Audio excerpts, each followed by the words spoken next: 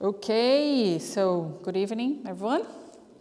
Today we're going to talk about patience, which, to be honest, for me is like a little challenge. Is one of the things for sure I was, put on my contract for my reincarnation to work on it because, patience for me sometimes can be pretty tricky. So maybe this subject came to me exactly to teach me a little bit more about why should I learn for my inner reform or self-reform, anyway. People call it different. So basically, patience for the spiritism, or, how we learn from Jesus about having patience, is like it's a way of us to grow. A way of us to understand and put ourselves in other people's shoes and be more empathetic. So a lot of situations come to life for us to overcome our limitations and become a better person. And that's exactly what it's about. I mean, like, Jesus comes here to teach us to be a better person, to understand about love. And in this point of view, love, big part of this, is be more understandable and be other people's shoes as well. So we have a lot of situations to test us and bring patience to our lives. For example, I think you guys know that we live, no, you probably not, but I will say anyway. We live in a planet of trials and probations, So because of that, we need to deal a lot with things that challenge our own concepts about things. And exactly because it challenges that put us in that place that patience is really important and needed. Because sometimes you just need to put your mind over to think about, okay, what this kind of situation is trying to teach me? Like we are here and suddenly, for example, classical example, traffic when you're driving. Usually all the drivers are like, they're kings of the world, like you just go to traffic and you have zero patience for anything and people messing up in the roads and this kind of stuff. And usually you're always right and you always get pissed because people screwed up in the traffic, right? So I had this story. It wasn't mine, but it's from a friend that he had a kid. And I've been through this point as well, because when we have kids, we have to pick them up at 3 p.m. at school here. And usually the traffic is terrible. And many people say school holiday is amazing, the traffic is going to be great, because exactly the traffic get really, really bad when the school is back. So usually when you're trying to pick up your kid, you stay in traffic for, 20, 15 minutes, depends on the line that you need to wait for to pick them up. And people just, not simply pick up the kids. They get out of their cars, they open the back doors. I don't know if you guys know that, but there is a culture thing here that people just don't leave the kids get inside of the car by themselves. They go outside of the car to open the car for the kid to get in. And some parents not even let them use their backpacks inside of the car. They need to put that in the trunk. So there's a bunch of steps that you need to feel to actually pick up your kid. So this friend of mine was like, oh my God, every time that I need to pick up my son, it's always a nightmare. When he got into the car, I'm already annoyed and with bad temper because I really didn't want to stay that long in that line waiting for them. Anyway, and he has some kind of mediumship. So, of course, when we are in the middle of this process, he just asks for help and say, why exactly I'm passing every time and I get so annoyed every time that I pick up my son? If there is any way that I can learn from that God. He explained to the God, say, okay, why I'm passing through this? And he just had did a step back.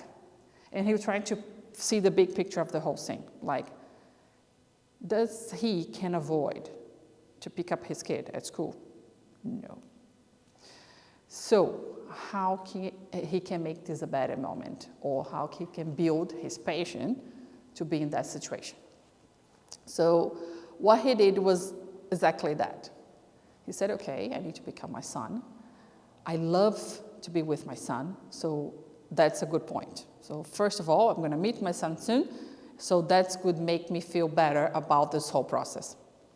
Okay, second of all, how can I spend my time in that short period of traffic, not worrying about to get there, but more worried to get there safely and happy to see my son.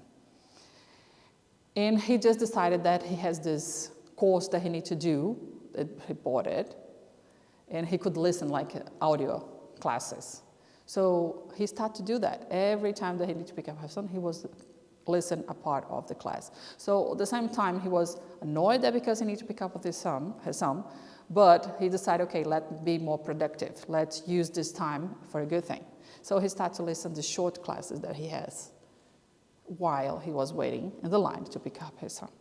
So after this change of mood, every time that when he picked up his son, become the best time of the day for him, because he learned something, and in the end, he was with the person that he liked the most in his life. So again, why does his story tell us? It's like basically how you see things in a different perspective, you know? And that's how you work through the whole patient background and structure. Because, you know, in the end of the day, be more patient is a matter of you mind your thoughts, you know?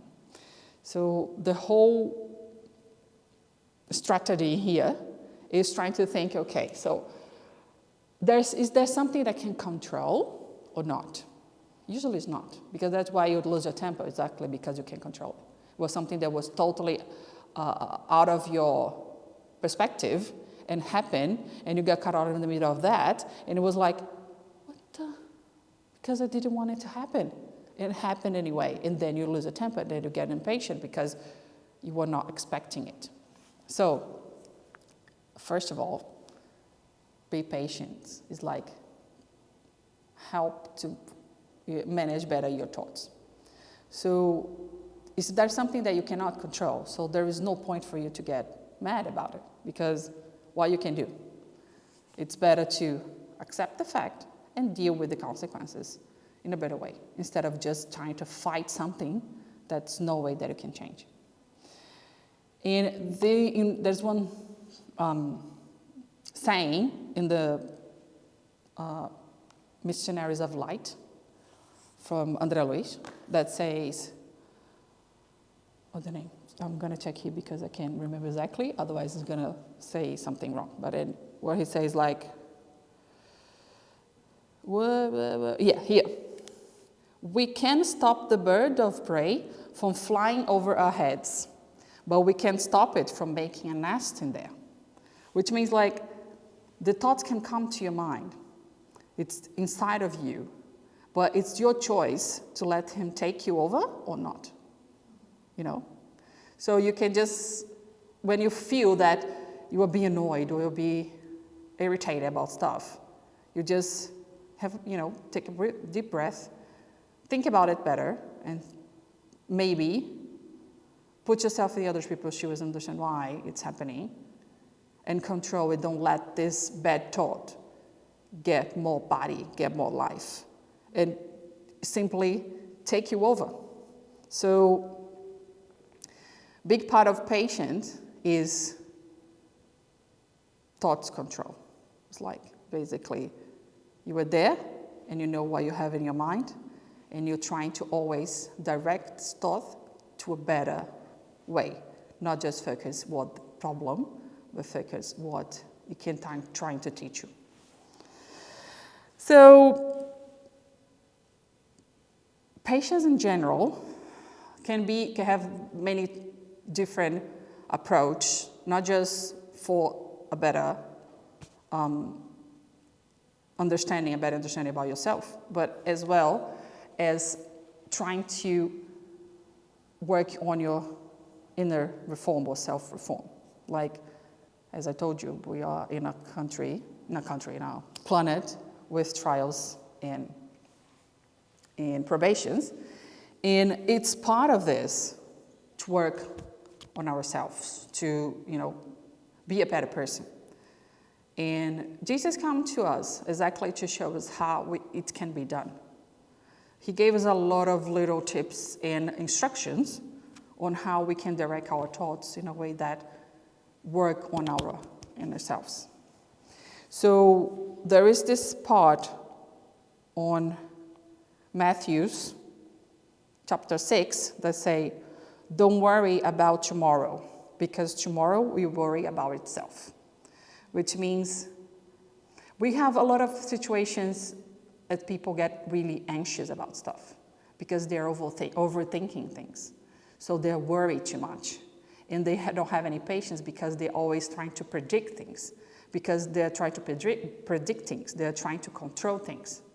So if you understand that there's some stuff that is out of your control, and then tomorrow is going to happen the way that's supposed to be happen, and you have no control of it, you can understand to accept things the way they are, and you can learn how to have a better perspective, what it's come from you. So I think what the Spiritists and Jesus was trying to tell us is that forgive those whom God placed in our path to be instruments of our suffering. It's like when you ask for patience, God's going to come to you and give you situations for you to be more patient. So there will be people, for sure, they're going to test your patience. And that's the whole point. And again, I can, use some self-experience. I'm the one for sure that asks for some patience when I, decide to come back here. I have this friend back in the other city that I lived before, that he used to say to me, that you ask patience for God, and now he's giving you some. And I said to him, I never ask anything.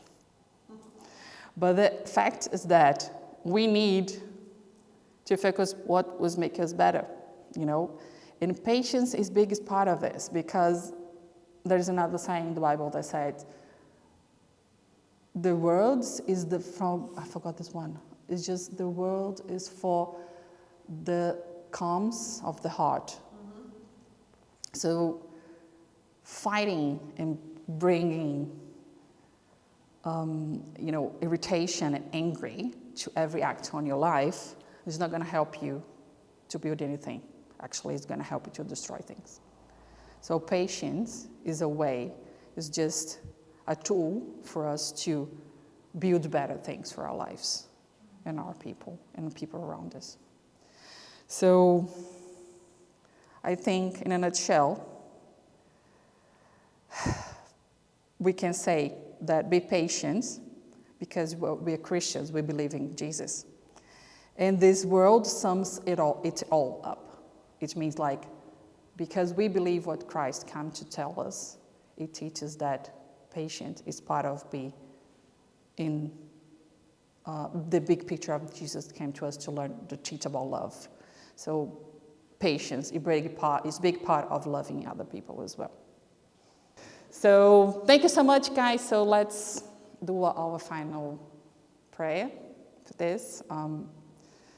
God, Father, thanks again for the opportunity to be here to talk about your teachings, about your word. Take the opportunity to use this every day and to bring other people to our lives in a way that we can be a good impact, a good example. Thank you for the opportunity and the misery to listen and to be patient. Thanks for all the learnings, and I hope that we can use this in the rest of the week and be together here one more time.